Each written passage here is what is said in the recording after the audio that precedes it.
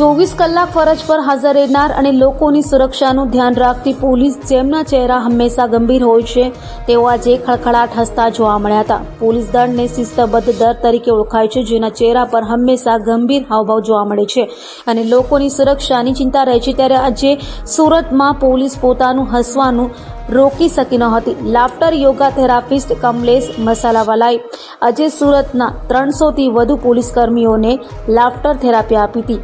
આ થેરાપી પછી પોલીસ કર્મીઓ માની રહ્યા છે કે જીવનમાં હસવું ખૂબ જ જરૂરી છે। આજે સુરતમાં પોલીસ કોમ્યુનિટી હોલ ખાતે લાફ્ટર થેરાપીનું આયોજન કરવામાં આવ્યું હતું। આ કાર્યક્રમમાં 300થી વધુ પોલીસ કર્મીઓ હાજર રહ્યા હતા, જેમને લાફ્ટર થેરાપિસ્ટ કમલેશ મસાલાવાલા દ્વારા લાફ્ટર થેરાપી આપવામાં આવી હતી।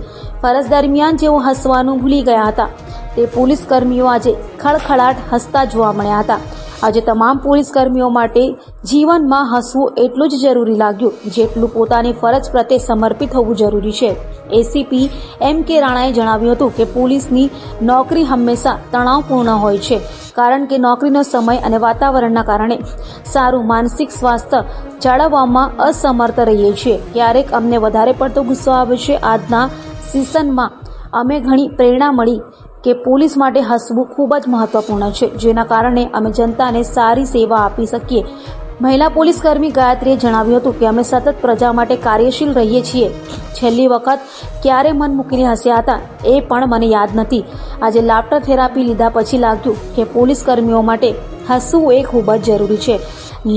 લાફ્ટર થેરાપિસ્ટ કમલેશ મસાલાવાળાએ જણાવ્યું હતું કે હસવું એ જીવનની સૌથી મહત્વપૂર્ણ પ્રક્રિયા છે, જેના કારણે લોકો ડાયાબિટીસ, બ્લડ પ્રેશર વગેરે જેવી બીમારીઓથી દૂર રહી શકે છે। કોઈપણ કારણ વગર દરરોજ 10 મિનિટ સ્વાસ્થ્ય પર હકારાત્મક અસર કરે છે। પોલીસ વિભાગના લોકો હંમેશા લોકોની સુરક્ષામાં વ્યસ્ત રહે છે, તેથી તેઓ આ ઉપચાર દ્વારા આજે તેમના જીવનમાં રમઝું શું છે તે ભૂલી રહ્યા છે। અમે પોલીસ કર્મીઓને કહેવા માંગીએ છીએ કે તેઓ પર રમઝું અને હસવાનું તેમના જીવનમાં ન ભૂલે। ઉલ્લેખનીય છે કે તહેવાર હોય કે કૌટુંબિક પ્રસંગ હોય, પોલીસ વિભાગના અધિકારીઓ અને કર્મચારીઓને તેમાં હાજર રહી શકતા નથી। જે પોલીસ લોકોની સુરક્ષા માટે 24 કલાક તૈનાત હોય છે તેઓ તણાવમાં આવે છે અને તેની સીધી અસર તેમના સ્વાસ્થ્ય પર પડે છે। ગુનેગારોનો પીછો કરવા અને તહેવારોમાં બંદોબસ્ત ગોઠવવામાં વ્યસ્ત પોલીસના જીવનમાંથી જાણે હાસ્ય ગાયબ થઈ ગયું હોય તેમ લાગે છે। આ જ કારણ છે કે જ્યારે પણ આપણે પોલીસને જોઈએ છીએ ત્યારે તેઓ ગંભીર મુદ્રામાં જોવા મળે છે।